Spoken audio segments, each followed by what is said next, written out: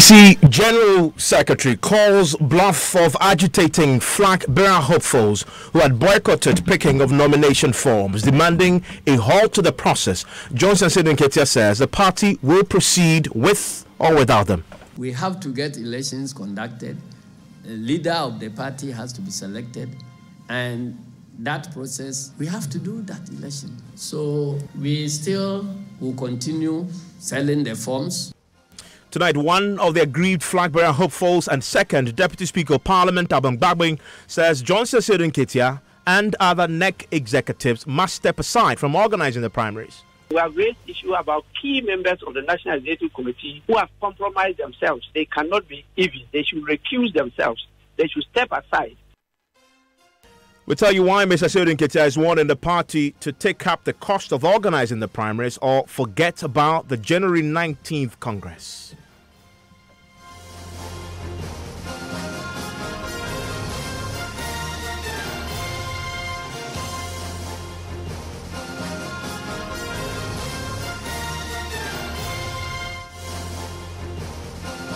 This is Top Story with Evans Mensah.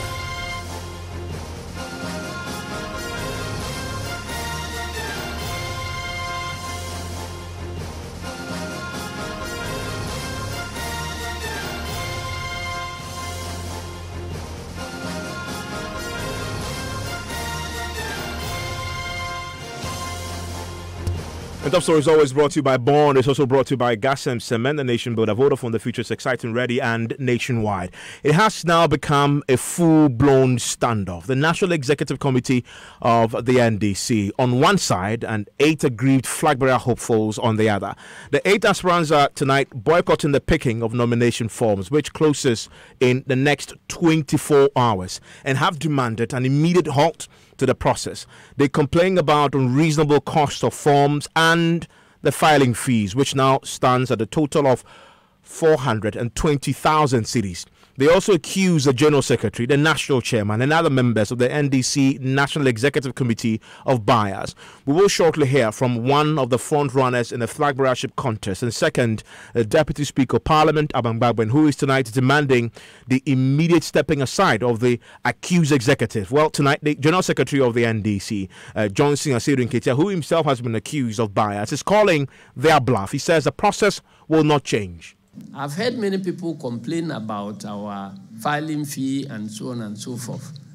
I guess if they can take that aspect of the cost and drum home into the ears of everybody that if the state can take that responsibility so that organization of party, internal party elections by electoral commission will come at no cost to the political parties involved, that will take a lot of burden on us, and it will help us to bring down the cost of the filing fees and so on. But as we have it, we are between the devil and the deep blue sea. We have to get elections conducted. A leader of the party has to be selected, and that process must involve more than 275,000 delegates assembled at various places to do the election. We have to do that election, and that is why we are doing it. So we still will continue selling the forms. If tomorrow or the day after tomorrow there is a meeting amongst the candidates and the Council of Elders and National Executive Committee, and there is a change in decision, we will adjust to the change. We sit here as members of the National Secretariat of the party, and we are duty-bound to implement the decisions of the party within the time allotted by the party. And that is why we continue to be selling the forms.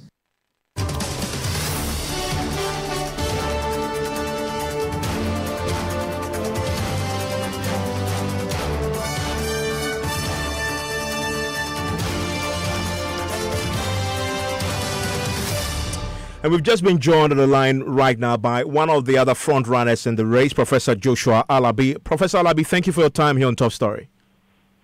Thank you, and thank you to your listeners. Have you picked up the nomination forms? Can you hear me, sir? Hello? Yes, I can hear you. Can you hear me, sir? Yeah, I can hear you now. Great. Have you picked up the nomination forms already today?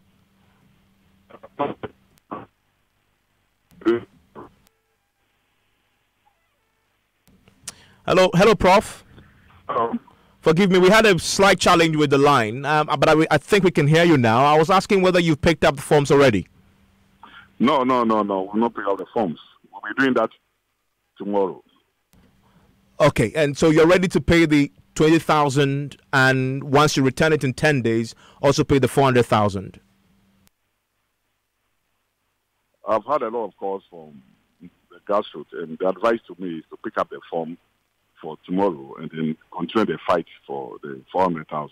I believe that I should really see myself as an aspirant by picking the form and then fight to really see to the reduction of the 400,000. Yeah. We've just heard from the party's General Secretary, Johnson Asedu Nketia, today, and he says this is a party decision and they're simply implementing it. And so until there is a meeting of their hopefuls, the National Council, the Executive Committee, to take a second look at this, they simply will go ahead and implement these costs that, of course, yourselves and others are objecting to. What's your take on that? I'm sure the General Secretary is aware that what he did was very illegal, because our Constitution also says that before you do that, you should have consulted the elders of the party. And that was not done, because we've done a lot of cross-check and there was no meeting with the elders of the party before they announced that. So just to meet and then announce, and elders even hearing the thing on radio, I think that there's no show any serious respect to the elders of the party. So it's good when you do something and it's not right for you to be very humble, to come down enough to really have a certain look at it, and then you move on. But you don't force it through with some impunity. I think that is not fair. Yeah. So you're not only suggesting that this is morally wrong, but you're saying that this is constitutionally an illegality. This goes beyond just a moral persuasion. This is your constitution that has been breached here. Of course, yeah. It says clearly in our constitution that there must be consultation with the elders of the party before you come out. You have not consulted them. You went and met. Then you organize a press conference. Then in a rush, where are you rushing to? Just follow the constitutional provision and let's all understand what is happening. But if you are supposed to consult according to the Constitution and you've not done that, and I also ask a question, is it legal? I've seen a petition that was sent to the party's founder, Jerry John Rawlings. Were you one of those who backed that petition? Yeah, I'm not. I didn't sign. Yes, sir. Okay, but we've heard from the Mr. Rawlings' office, and he's also raised similar concerns. In fact, what he says is fascinating. He says that people who have genuinely worked can and have not made their monies through illegal means, he doesn't see how these individuals can afford to pay the amount of money that is being demanded by the party. In fact, I just want to quote what he says here to see whether you agree with him. In fact, the former president says that I doubt if any one of us who has served with integrity, relying on our salaries, can raise these filing fees unless we engaged in some unethical behavior while in office, unless we abused or misused our positions during our tenure. He said, and this is a direct quote from the statement from his office. Do you agree with this? I agree with him, but sometimes we have a bailout from the grassroots. As I sit in my house now, people are trooping to contribute to me. So I don't have that money in my account. So the funder is very, very right. But to the extent that people come to donate to me in my house, maybe there is a possibility that I can raise that. So I agree with him in principle.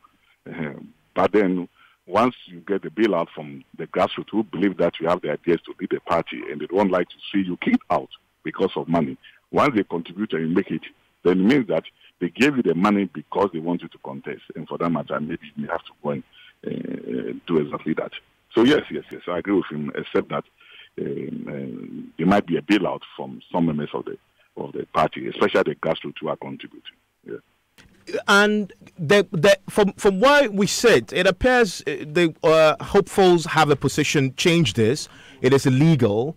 The executives, from all that we've heard since last week, those who've spoken, at least John Asiru Nketia, they believe what they've done is entirely right. Something has to give. What would it take, using the party's constitution itself, to amend a decision that NEC took? What would it take? I think that the founders, the elders of the party have to meet, and then when they meet, they have to bring the national executive to order. You see, any house without, unless of course they want to tell us that we don't respect our elders, or any house without elders is no house. And I think that in the normal Ghanaian way of life, we respect our elders. So I strongly believe that with the petition, the elders will call them for a meeting and then put the whole thing to rest, and we'll solve it once and for all. Yeah. Some of your other colleagues, and in fact, in the statement that they sent to the former president, and today we've heard from one other of your colleagues, Alban Bagbe, state that aside the filing fee challenges, there are some NEC executives who are biased in favor of a particular aspirant, and they, in fact, in a petition, call for these individuals. It mentions particularly the General Secretary, the Chairman, and other NEC executives to step aside from the process of organizing the primaries. Do you ascribe to this thought as well? In fact, you see, this is highly debatable, because if you don't take it, you may have everybody there even stepping aside. Because from what we are seeing, it looks as if a lot of them are tuning to one particular candidate. What we have to do is that we need to respect our party, we need to respect our relations, we need to respect whatever we do. And even if you have a candidate in mind, what you have to do as a leader of the party is just to go and vote. The party is moving.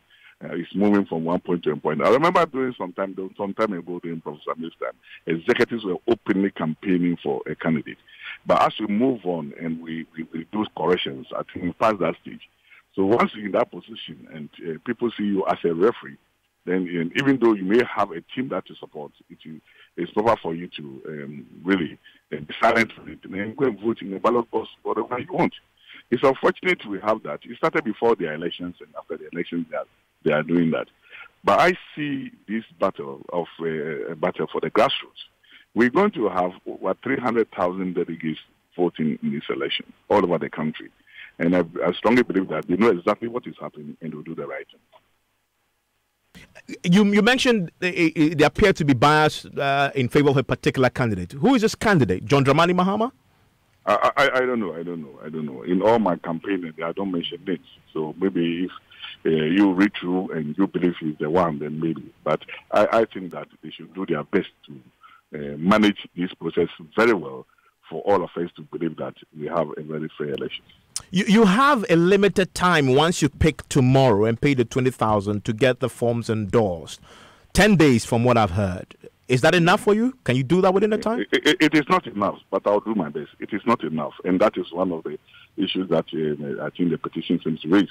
It is not enough, because especially when we are in December, which is the festive mood of this country.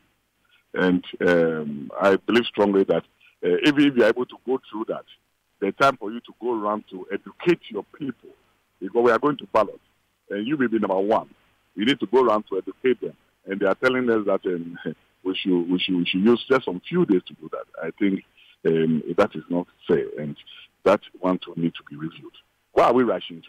Where are we rushing to? Rushing and pushing a date of impunity and making the whole system look very, what they call it, compromise. I don't think that is what they also want to hear. So I strongly believe when they meet with the elders, they'll see some reasoning from elders who have served this party for many years, and they have some wisdom in them, and to understand them and then review what they've done. This is just out of pure curiosity. I mean, you seem to agree with all the issues raised in the petition by your 8 other colleagues, but you didn't sign up to the petition itself. I'm just curious why that is. Of course, I was in the central region campaigning when they met. So 2 of my reps joined them at the meeting, and when I came, they came home to brief me.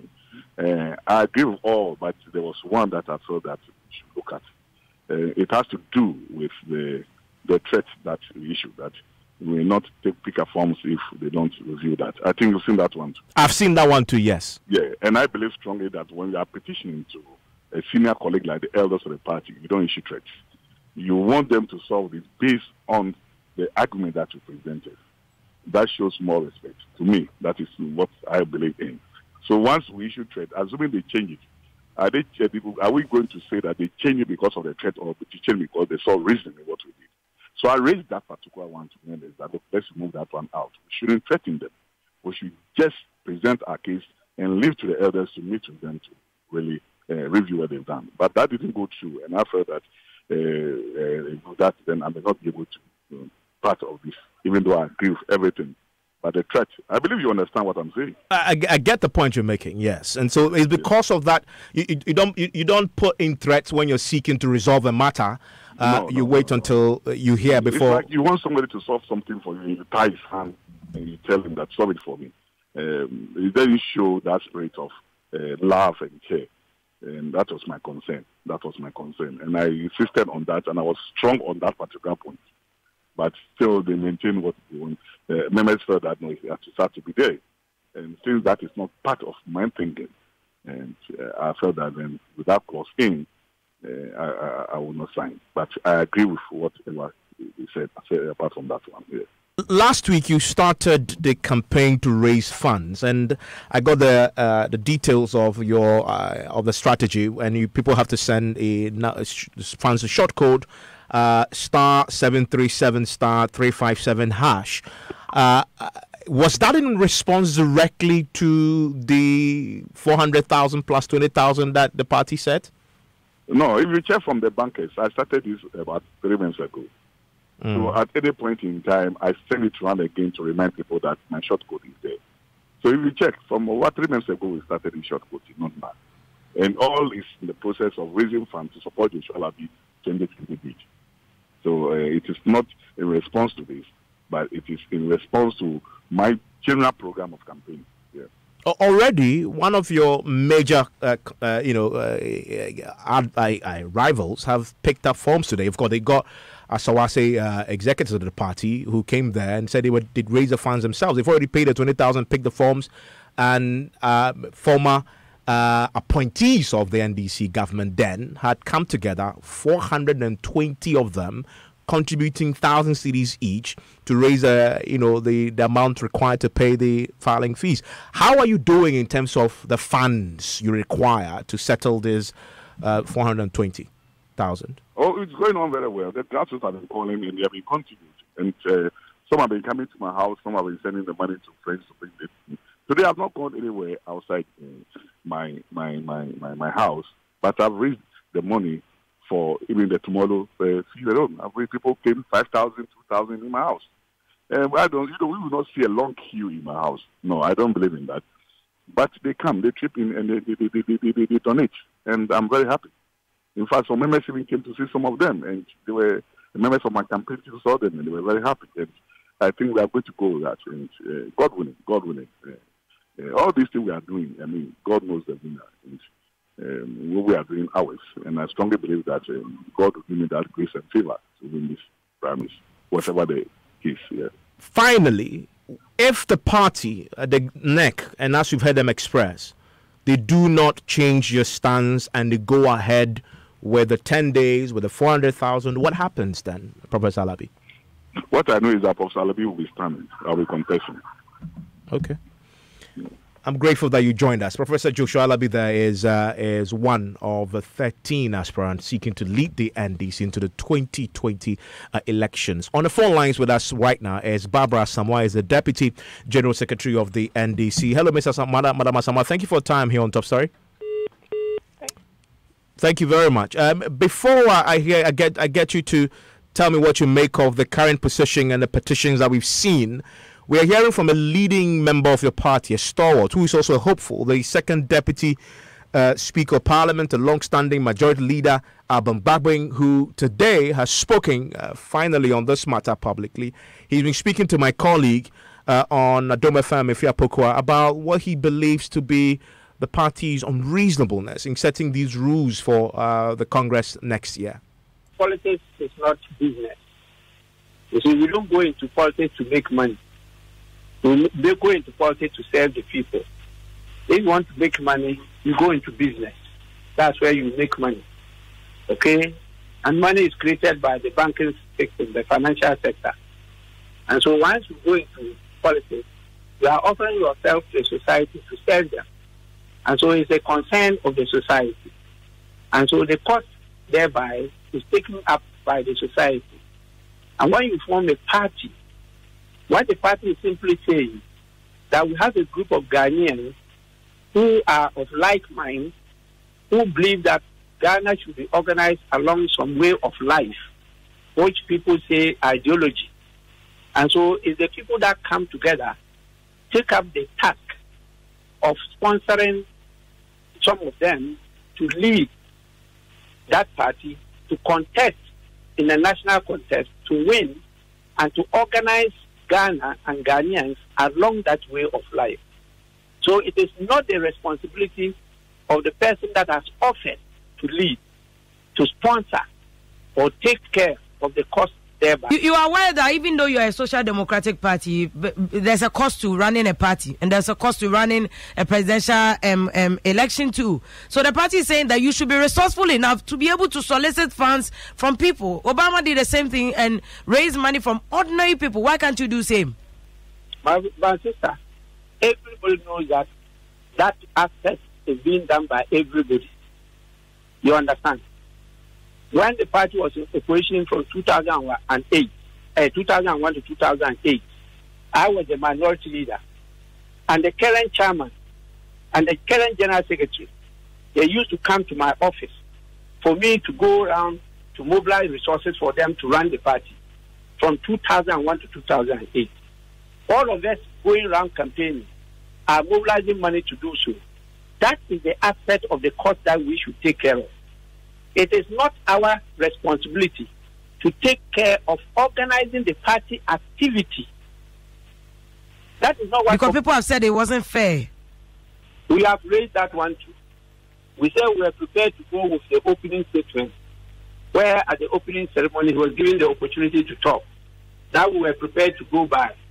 But for him to be called back on Sunday at the end of the whole Congress to be given what they call closing remarks, and for all those songs to have been played, and all the dancing and emulations that were made, they don't show that they were creating an even playing field for other aspirants. And that will not augur well for the fortunes of the party if we continue to go that way.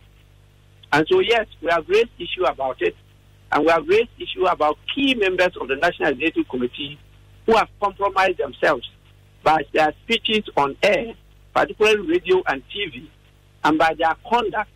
We think that they cannot be even. And we have called that they should recuse themselves. They should step aside and allow those that are not tainted and institutions that can work to make sure that they create an even playing field for all contestants to feel at ease, to put in their best, and at the end of the day, for the delegates to decide who is the best among us to lead us. Then we have created the conditions for all of us to come back, to correct together, and to fight 2020 in order to win and take over the reins of this nation. The Deputy General Secretary, Barbara Asamoah, is with me on the line. Madam Asamoah, thank you for your time again on Top Story. Just heard Dabam Babwing. He says some of the NEC members, and he mentions in the statement that the petition, they mention specifically the chairman, the General Secretary, and other NEC executives are biased. Do you accept that many of the NEC members are biased or in favor of one candidate? Thank you very much. We are all in one political party. And so it will be very difficult for you to say that because you are the national chairman, general secretary, or a NEC or SEC member, you will not talk to any of the aspirants. And so I don't know exactly what the chairman, the general secretary, and other NEC members did that shows that they have shown bias. Because all of us meet, and anytime we meet them, we chat, we greet each other, we make fun of each other, and then we move on. And so I don't know exactly what he said. He's heard some comments on radio. And also allowing John Mahama to come and close your recent Congress to elect the national executives, including yourself. You know, unfortunately, we were not the national executives who were in charge of the organization of that Congress. You know, that was a Congress that elected us. And so we were not in charge of that Congress. And so I will not be in the position to know exactly who invited the former president to come and close the Congress, because that was a time that I had the opportunity to be elected as a Deputy General Secretary. So it would be very unfair for anybody to blame the newly elected national or SEC members, the functional executive members, for having invited the former president to come and close that Congress, because we didn't have anything to do with that. That was the Congress that elected us, and we were sworn in just about when the Congress was about to close. So we had nothing to do with the organization of that Congress. Other issues they've raised in your petition, and today you started the process picking up nomination forms, is that they want that process itself halted because of the filing fees that we talked about last week. They also believe that the timelines that you've given is too short, there's haste involved, and they're questioning the motive behind that. Is the party going to suspend the process and listen to them? Because this ends tomorrow with the picking of forms. Thank you, Evans. Evans, if you remember, about 3 months ago, everybody in NDC knew that we were going to have the presidential primaries on the 7th of December, which is about 4 days away. And so opportunity was given to all aspirants or people who intended to contest for the flag bearership to indicate their intention and also go ahead to start their campaigning. I'm sure at the time that all of them started the campaign, they knew that the primaries was going to be held on the 7th of December. It was only by some intervention by the newly elected national executive members who were not in the position to hold the Congress on the 7th, because we had just been elected and we had less than 3 weeks to organize the primaries if it was going to be held on the 7th. And that is why we have added 43 days more for the Congress to be held on the 19th of January. We have moved it from the 7th of December that was initially set to 19th of January. So for anybody to say that the time is too short, I don't think the person is being fair to us. And secondly, Evans, you know, because all of us have been engaged in the elections before, we did the forms in such a way that we have detached the ones that you are supposed to go around to fill. And so you can decide to send people into the 10 regions at the same time and have all the forms filled within a day or two. And then the forms will be sent back to you in Accra.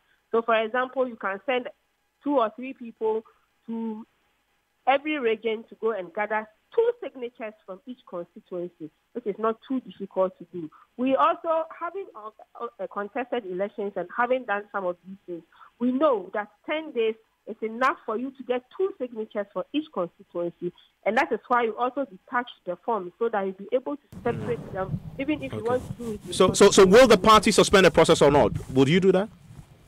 For now, we don't have any reason to suspend it. If by tomorrow we are going to have a FEC meeting, if we get a petition by tomorrow and we meet, and the Functional Executive Committee believe that there is a reason and there's a cause for us to suspend, because we are an organization, and a democratic one, of course, I don't think it will be difficult for us to do that. But for now, we don't have any reason to suspend it because we don't have the petition yet. And so we are continuing with the process. Okay, I'm grateful that you joined us, Barbara Samuel.